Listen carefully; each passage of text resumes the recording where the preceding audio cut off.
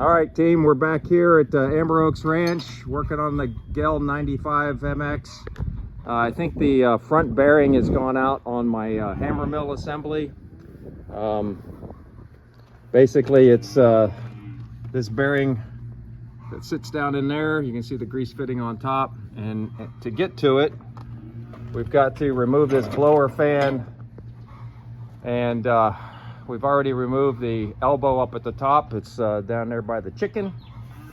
This chimney here is going to come off, and to do that, you basically loosen up this bolt, and this whole assembly around the outside is just held on there by tension. It's basically a spring wrapped around it. So Ben here's taking that off for us. Inside, we've got this blower fan, which, as you're probably aware, takes all of the fine particles up to the vortex separator there, drops it back down into the conveyor system, and then exhaust goes out the top. So in order to get this off, there's another bolt right here on the back side. So you got two connections. You got the one bolt that's right here, and then one on the back, and then we'll be able to get this plate off that will enable us to get the fan off. All right, here we got that plate off. There's a keyway there. Mine's all boogered up, but we'll have to grind that down. And then I'm gonna have to get on there with some pullers and get that fan assembly off to expose the shaft. So as you can see, we've got the gear puller on there. We put some lubricating, penetrating oil on there, and just tapping it with a punch, trying to get it to loosen up, and then hitting it with the impact wrench. It's coming off slowly but surely. Haven't had to use heat yet, so it looks like it's gonna work. All right, you see we got the blower fan off. A little bit of heat, and using a gear puller, we were able to get it off of the shaft. The biggest challenge was fixing the gear puller to make it work. So here we're taking off that back shroud, and that'll expose the bearing housing behind it. All right, we have to remove this bracket that holds the blower shroud offset. To do that, there's several bolts around the outside. You can see we've removed the nuts on this side, and then the bolts go through. Lots of holes here. The most challenging one is this flathead screw. This rail supports the screen, and getting that one out was a challenge just because it's a flathead and it's countersunk there. Ended up using a chisel and then providing some lateral force on it with a pry bar to keep it down in the flathead. But anyway, we're about to pull that off of there, and then that'll enable us to take the bearing housing off. All right, we got the bearing housing off. Bunch of ball bearings falling out.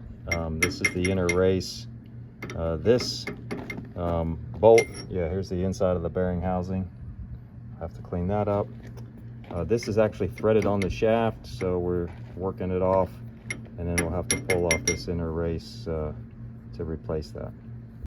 All right, so we've got the retaining nut off. Here's the threads. Just driving that inner race off here, putting a chisel down in there, and that should pop that off, and then we'll go back on with the new bearing. Okay, we're started with reassembly, cleaned everything up. We've got the bearing here. There's quite a lot of damage back on my, I don't know, spacer that is here.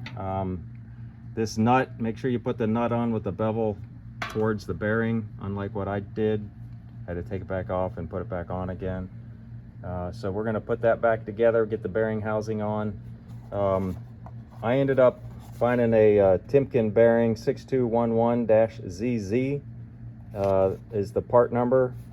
I was able to cross-reference the Gehl part number and pick this one up about $150 cheaper than what Gehl wanted to sell that bearing for. So hope that works for you. Again, that's 621ZZ. It's like 100 millimeters by 55 millimeters by 21 millimeters. All right, let's get this thing back together. Okay, we got the bearing cap back on. Now it's just a matter of reassembling the blower, shroud, and fan, etc. So everything seems to be going together well. Okay, so this is quite the pickle. There's not a shaft seal on here, and that's a it's not a sealed bearing per se. There is a zert fitting on the top. So how does the bearing get lubricated? There's nothing on the drawing that indicates any kind of seals, so I'm dumbfounded. All right, we ended up disassembling everything again and going with a sealed bearing. This hub doesn't really have a seal between the shaft and the hub, though it has a grease fitting and a way to pump it full of grease. I don't know if this is standard or mine is just modified somehow. Somebody messed with it in the past, I'm not sure.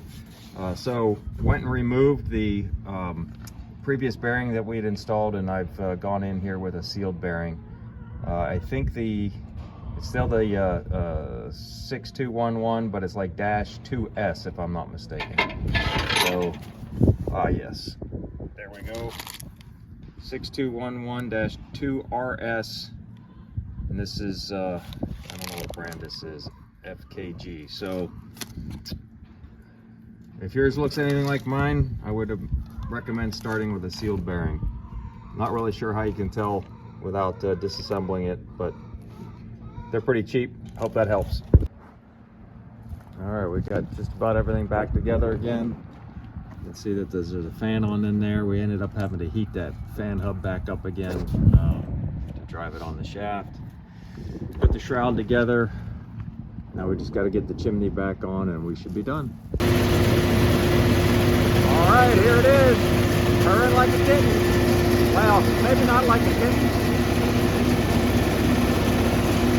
but it's working.